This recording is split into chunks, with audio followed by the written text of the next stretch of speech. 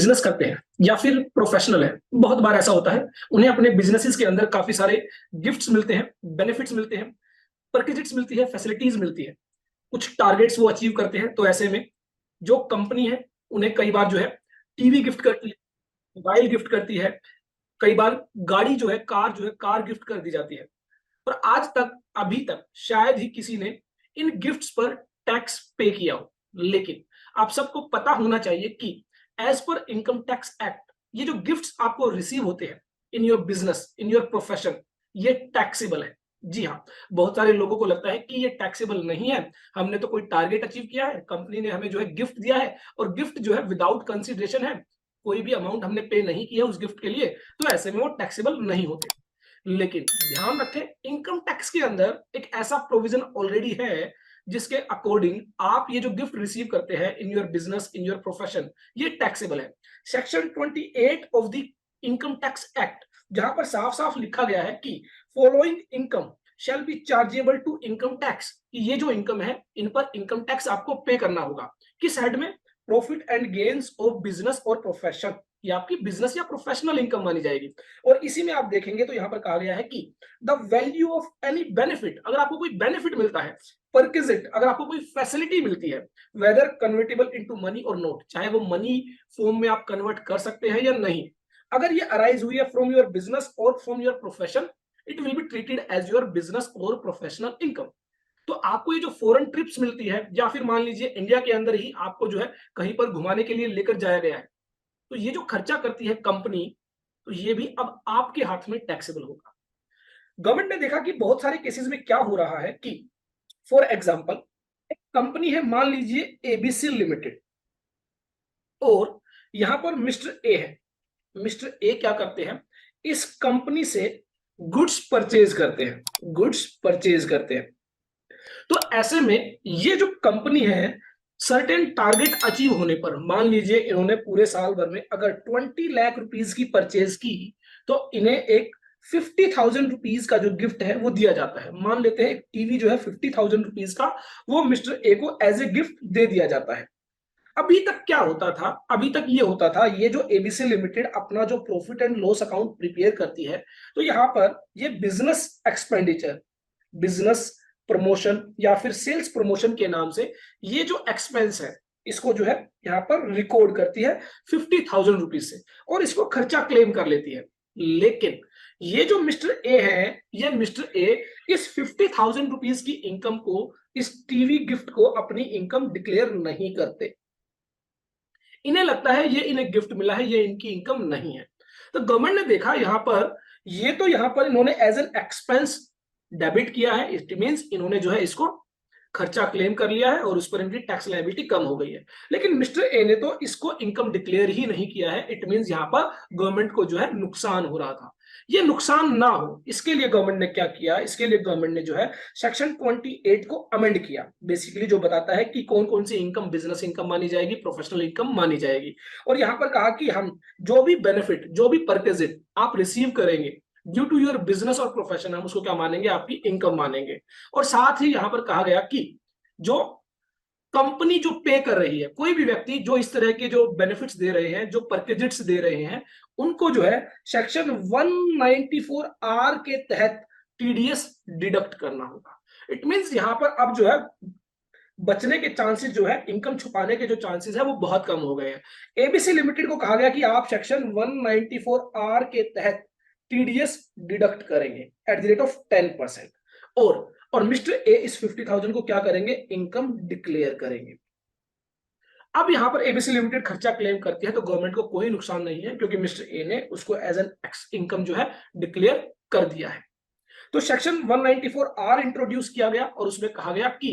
अगर कोई भी गिफ्ट, कोई भी बेनिफिट, कोई भी परचेज 20,000 रुपीज से ज्यादा है, तो ऐसे में वो जो पर्सन जो इस गिफ्ट को दे रहा है, इस बेनिफिट को दे रहा है, इस परक्विजिट को प्रोवाइड कर रहा है, वो क्या करेगा, at the rate of 10% TDS deduct करेगा। तो इट मींस अगर 50,000 रुपीज की पेमेंट की जा रही है, मान लीजिए, तो यहाँ पर 5,000 रुपए का टीडीएस डिडक्ट किया जाएगा और 45,000 रुपीज की पेमेंट जो है वो मिस्टर ए को की जाएगी। अब मान लीजिए हो सकता है ये जो बेनिफिट है ये in the form of kind, यहां पर मनी इन्वॉल्व नहीं है, यहां पर मान लीजिए कोई टीवी है, कोई मोबाइल है, तो टीवी और मोबाइल के केस में कैसे टीडीएस डिडक्ट किया जाएगा? तो कहा गया जहां पर इन काइंड अगर कोई फैसिलिटी है, कोई बेनिफिट है, तो अगर मान लीजिए उस व्यक्ति ने, जिसने ये गिफ्ट दिया है, जिसने ये बेनिफिट दिया है, अगर उसने उस वस्तु को, उस गुड्स को परचेज किया है, तो उसकी परचेज कॉस्ट जो है वो वैल्यू ऑफ परचेज ली जाएगी, वैल्यू ऑफ बेनिफिट ली जाएगी। और अगर मान लीजिए वो खुद ही उसको मैन्युफैक्चर करता है या वो खुद ही उसके अंदर डील करता है, ट्रेड करता है, बिजनेस करता है, तो ऐसे में जो उसका सेल प्राइस है for his customer, sale price for his customer, जो अपने कस्टमर्स को वो बेचता है जिस प्राइस पर, वो माना जाएगा वैल्यू ऑफ बेनिफिट। तो यहां पर अगर 50,000 रुपए का जो है टीवी दिया जा रहा है, अगर एबीसी लिमिटेड ने इस टीवी को खरीदा है 50,000 रुपए का, तो वैल्यू ऑफ बेनिफिट माना जाएगा 50,000 रुपए। अगर एबीसी लिमिटेड खुद इस टीवी को मैन्युफैक्चर करती है या फिर इसको परचेज कर इसका बिजनेस करती है, ट्रेड करती है, तो ऐसे में जो अपने कस्टमर को वो जिस प्राइस पर इस टीवी को सेल करती है, वो वैल्यू जो है मानी जाएगी वैल्यू ऑफ बेनिफिट, और उस पर टीडीएस डिडक्ट किया जाएगा। अब यहां पर मान लीजिए 50,000 रुपए का टीवी जो है वो मिस्टर ए को दिया गया। अब यहां पर दो बातें हो सकती हैं कि या तो इस पर टीडीएस डिडक्ट किया जाए, और टीडीएस डिडक्ट करने के बाद 50,000 रुपए का जो वैल्यू ऑफ गिफ्ट जो है वो यहां पर आता है। इट मींस यहां पर 50,000 जो वैल्यू है वो आफ्टर टीडीएस है, तो आपकी जो वैल्यू निकल कर आएगी 50,000 डिवाइड बाय 90%, तो इट मींस 55,555 रुपए की जो वैल्यू होगी वो वैल्यू ऑफ गिफ्ट मानी जाएगी, और इसमें से 5,555 रुपए का जो टीडीएस है वो कंपनी को डिडक्ट करना होगा, और इस तरह जो है 50,000 रुपए का टीवी जो है वो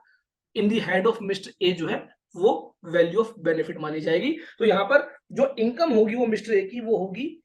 55,555 रुपए।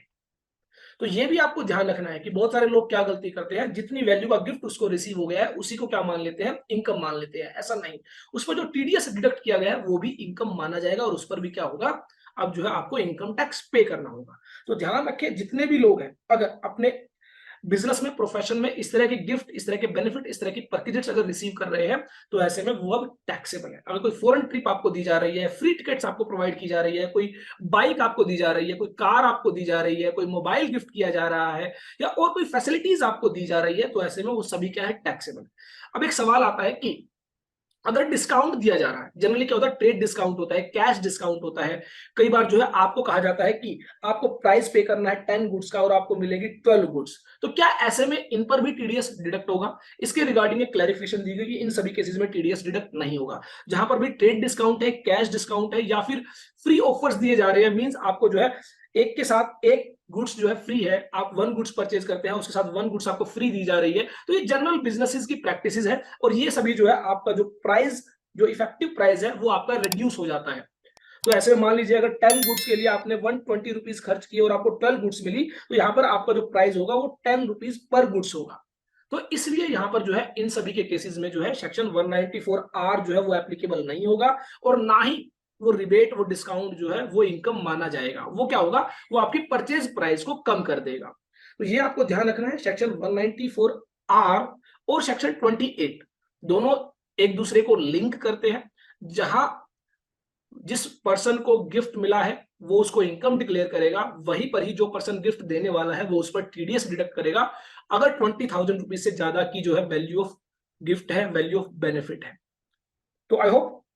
मेरी यह वीडियो आपके लिए यूजफुल होगी, और ढेर सारी ऐसी ही यूजफुल वीडियोस के लिए आप सब्सक्राइब कर सकते हैं, लाइक कर सकते हैं हमारे यूट्यूब चैनल को, साथ ही बेल बटन को प्रेस करना मत भूलिएगा, ताकि जैसे ही वीडियो अपलोड हो आप तक पहुंच सके।